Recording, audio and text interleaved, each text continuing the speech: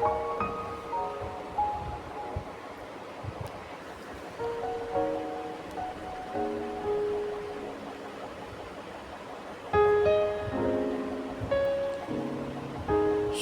সকাল আমার সমস্ত প্রিয় বন্ধুদের। কেমন আছো তোমরা সবাই? আশা করছি তোমরা সবাই ভালো আছো, সুস্থ আছো। আজ হলো সোমবার, আমার আরেকটি নতুন ব্লগে তোমাদের সবাইকে স্বাগত। দেখো সকালবেলা না, আমি ঘুম থেকে উঠে এখন 7টা বাজেনি, দুয়ারের কাছে একটু দাঁড়িয়েছি। আর আকাশটা দেখো, একটা পাশ সাদা আর একটা পাশ পুরো নীল। অদ্ভুত লাগছে তাই না? যাই হোক, এখানে এসে প্রত্যেক দিনই একটু দাঁড়াই। বেশ একটা খোলামেলা জায়গা তো, আর হাওয়া লাগে সকালবেলা, ভালো লাগে। ঘুম থেকে উঠে বাথরুম থেকে বেরিয়ে এখানে কিছুটা সময় দাঁড়াই। বন্ধুরা, আজকে আমার ব্লগটা তোমাদের কাছে ভালো লাগলে প্লিজ একটা লাইক দিয়ে ভিডিওটা দেখা শুরু করো, কমেন্ট করো, শেয়ার করে দিও। আর নতুন বন্ধু হয়ে থাকলে অবশ্যই আমার চ্যানেলটি সাবস্ক্রাইব করে আমার পাশে থেকো। আচ্ছা, তারপরে না কিছুক্ষণ বাদে আমি সোফাটায় দেখছি যে ইলেকট্রিক বিল পড়ে আছে, তাই আমি দেখলাম। ইলেকট্রিক বিলটা দেখে সত্যি মাথায় হাত। আর আমি দেখার আগে আমার হাজব্যান্ড দেখেছে। আমার হাজব্যান্ড আমার সামনেই বসে আছে, ও শেভিং করছে বসে বসে। তো আমি হাজব্যান্ডকে বললাম যে বিল কি দেখেছো? বলে হ্যাঁ দেখলাম। মানে আমি জানো এত বছর এ বাড়িতে বিয়ে হয়েছে, এরকম বিল আমি প্রথম দেখছি। আর অবশ্যই বিলটা প্রত্যেক মাসেই বাড়ছে। আজকে 3 মাস, পরপর 3 মাস হলো, 3 মাসে পরপর বেড়েই যাচ্ছে। আর বিলটা বাড়ার একটাই কারণ, যেহেতু ইলেকট্রিক ওভেনটায় রান্না করছি, ওই কারণে। প্রথমবার এলো 1600 টাকা, জানো তো। তারপরে এলো 1800, তার মানে বোঝো প্রায় 2000 টাকার সমান, তাই না? আর এ মাসের বিলটা তো মানে আরোই বেড়ে গেল। দেখো তোমাদের একটু দেখাচ্ছি, দেখো, দেখেছো নিশ্চয়ই 1900 টাকা বিল এসছে। তাই হাজব্যান্ড সঙ্গে না অনেকক্ষণ বলা বলি করছিলাম যে, আর ইলেকট্রিক যে ওভেনটা আছে ওটা না অনেক বছর পুরনো।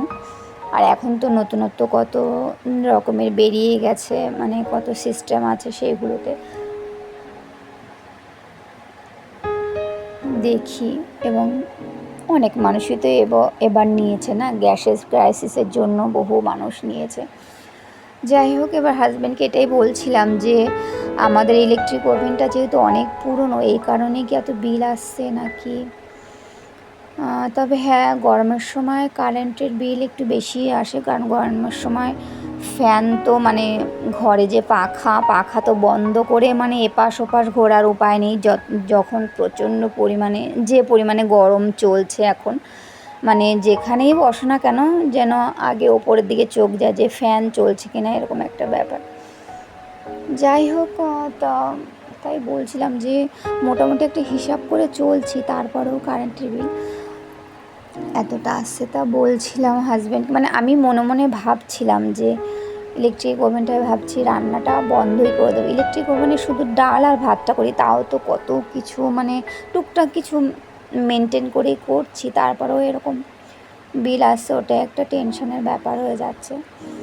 তারপরে দেখো না, ইলেকট্রিক ওভেনটা তো মানে রান্না করার কোনো প্রয়োজনই হয় না, কারণ যে গ্যাসের যে প্রবলেমটা হয়ে রয়েছে, 25 দিন পর গ্যাস বুক করা যাবে। মানে যেদিন গ্যাস পাবো ঠিক সেই দিন থেকেই 25 দিন বাদে, তাহলে প্রায় 1 মাসের সমান, তাই না? এবার এতদিন বাদে গ্যাস বুক করার পরেও তো আমি এমন তো নয় যে 25 দিন বাদে গ্যাস বুক করার পরই পেয়ে যাচ্ছে, তাও 5-7 দিন চলে যাচ্ছে। ওই টেনশন করি যে কখন এতদিন। আর আমাদের বাড়িতে এবারে এতদিন গ্যাস যায় না, 1 মাস গ্যাস কোনো দিনই যায় না। কিন্তু জানো তো, ইলেকট্রিক ওভেনটা রান্না করাতে গ্যাসটা 1-1.5 মাস আমি নিতে পারছি, জানো তো। কিন্তু এদিকে কারেন্টের বিলও বেড়ে যাচ্ছে। যাই হোক, মানে এদিক ভাবতে গেলে অন্যদিকে আবার সমস্যা হচ্ছে, এই আর কি। তো ভাবছি কী করব। এদিকে কিন্তু আমার রান্নাবান্না অনেক কিছুই হয়ে গেছে, তোমাদের সঙ্গে গল্প করতে করতে 2-1 উঠেছিও আমি, তোমরা দেখতে পেলে। আচ্ছা, হাজব্যান্ড রেডি হচ্ছে, ওকে আমি 2টো রুটির মধ্যে একটু ঘি মাখিয়ে দিলাম আর 1 কাপ চা দিয়েছি, এই খেয়ে বেরিয়ে যাবে। আর ওর টিফিনটাও আমি রেডি করে দিয়ে দিয়েছি। আর আজকের থেকে মেয়ের স্কুল খুলে গেল, মানে গরমের ছুটির পরে আজকের থেকে ওর স্কুল আগে হাঁটো।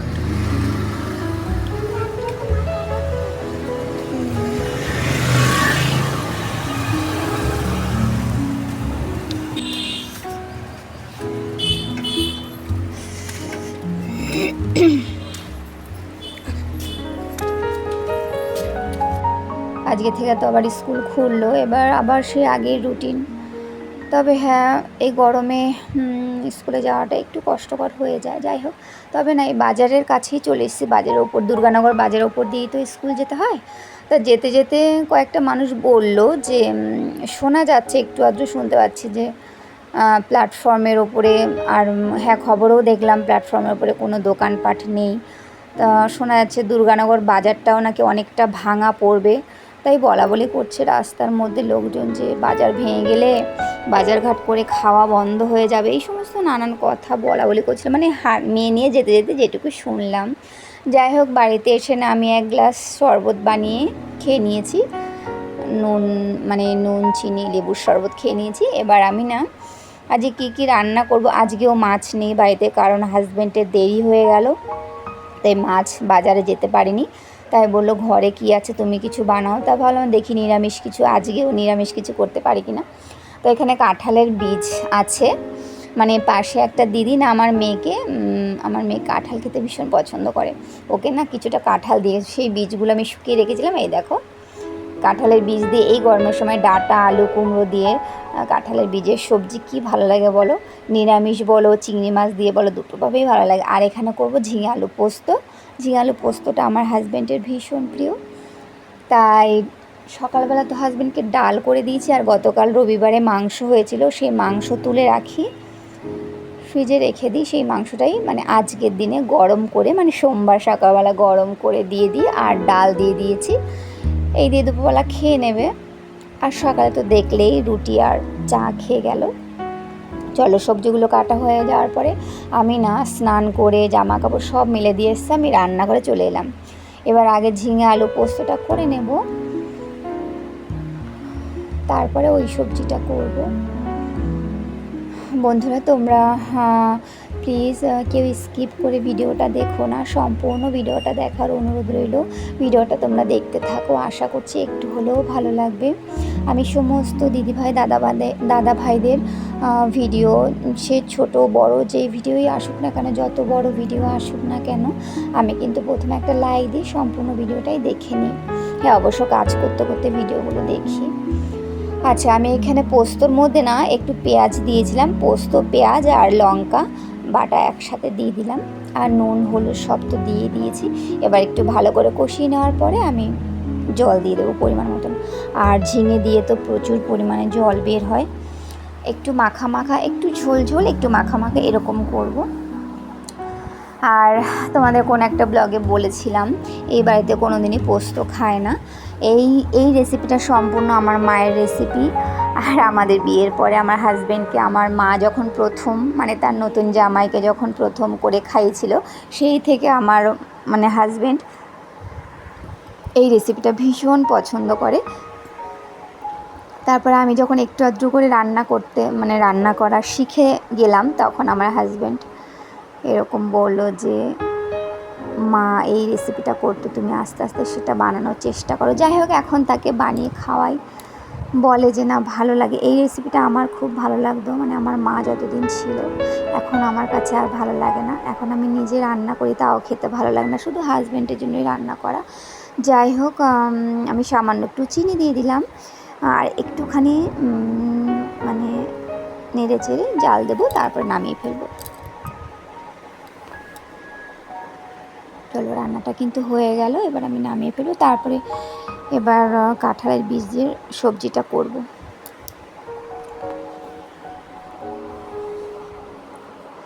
আচ্ছা, এখানে না আলু আর কুমড়োটা আগে একটু ভেজে নিয়েছি, আর এখানে আমি শুকনো লঙ্কা আর রাঁধুনি ফোড়ন দিয়েছি তেলে, তারপরে সবজিটা একে একে মানে দিয়েছি।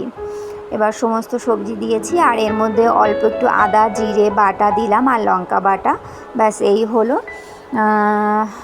রান্না। তবে জানো তো, এর আগের দিনও তোমরা ব্লগে দেখলে নিরামিষ রান্না করেছিলাম, সেদিনও মানে নিরামিষ খাবার খেয়ে না আমি সারাদিন রাত মনে হয় কি ভীষণ রিল্যাক্সে ছিলাম, জানো তো, কোনো মাছ মাংস খাইনি, তো বেশ ভালো লাগছিলো। আর আজকেও মানে খুব আনন্দ, মনে অনেক আনন্দ নিয়ে নিরামিষগুলো রান্না করছি। আর তোমরা তো অনেকেই জানো আমি ভীষণ নিরামিষ পাগল মানুষ।